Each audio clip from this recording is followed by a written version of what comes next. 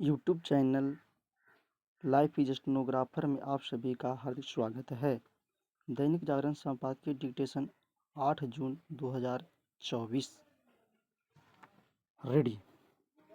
देश में केंद्रीय स्तर पर एक बार फिर गठबंधन सरकार की शुरुआत हो गई है। चुनाव में जब कोई भी पार्टी पूर्ण बहुमत प्राप्त नहीं कर पाती तो गठबंधन के माध्यम से सरकार बनाना एक मजबूरी बन जाती है। गुजरात और फिर केंद्र में लगभग 2.5 दशक तक बहुमत वाली सरकारों की अगुवाई करने के बाद नरेंद्र मोदी प्रधानमंत्री के रूप में अपने तीसरे कार्यकाल में पहली बार एक गठबंधन सरकार का नेतृत्व करने जा रहे हैं।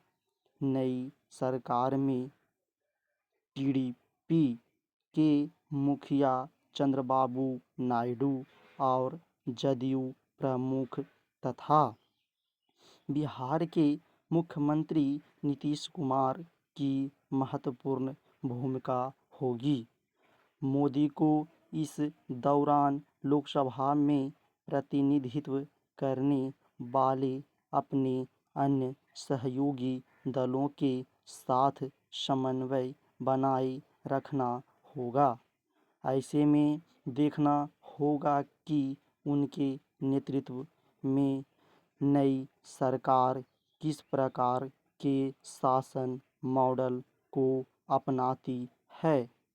भाजपा की योजना प्रचंड बहुमत के साथ सरकार बनाकर पूरे देश में समान नागरिकता संहिता लागू करने और सभी प्रकार के चुनाव एक साथ कराने की थी। गठबंधन सरकार होने के नाते यह देखना रोचक होगा कि भाजपा इन महत्वपूर्ण एजेंडे पर कैसे आगे बढ़ती है। वैसे तो देश में 1967 से गठबंधन की राजनीति शुरू हुई थी। तब से क्षेत्रवाद के उदय के साथ भारत में गठबंधन आधारित राजनीति में काफ़ी परिवर्तन आया है। गठबंधन सरकार का देश की व्यवस्था पर नकारात्मक और सकारात्मक दोनों प्रकार के प्रभाव पड़ सकते हैं। इसके सकारात्मक पहलू को देखें तो गठबंधन सरकार में एक दल की मंत्रिपरिषद के बजाय कई दलों को मिलाकर मंत्रिपरिषद का गठन होता है। जब कई दलों के सदस्यों को मंत्रिपरिषद में शामिल किया जाता है तो इससे अधिक योग्य लोगों की टीम बनती है। इससे सभी दलों के वरिष्ठ सदस्यों की योग्यता का लाभ देश को मिलता है।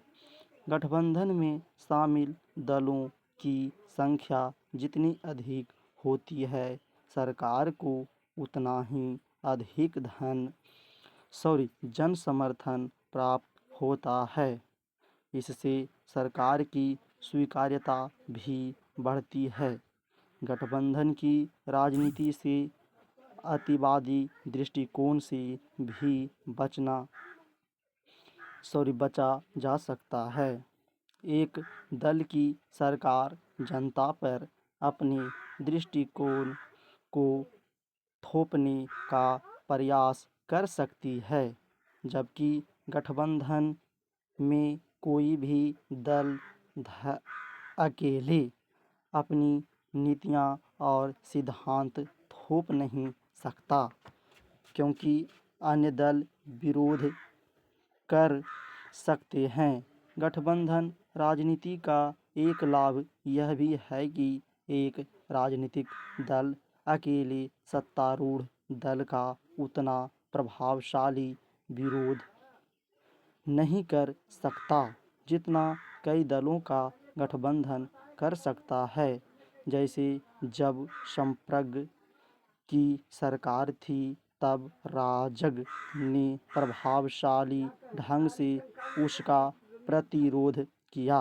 वर्तमान में राजग की सरकार बनने जा रही है तब INDI नामक गठबंधन उसकी मनमानी को प्रभावी ढंग से रोक सकता है।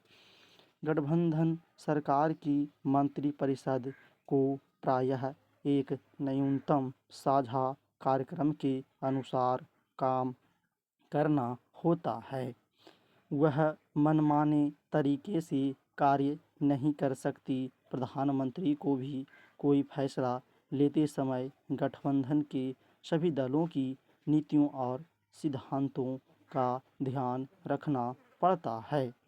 यह ठीक है कि गठबंधन सरकार में विभिन्न पार्टियां मिलकर सरकार चलाती हैं और हर फैसले से पहले सबकी राय ली जाती है ताकि किसी एक पार्टी का वर्चस्व न हो, लेकिन अक्सर ऐसा होता नहीं है।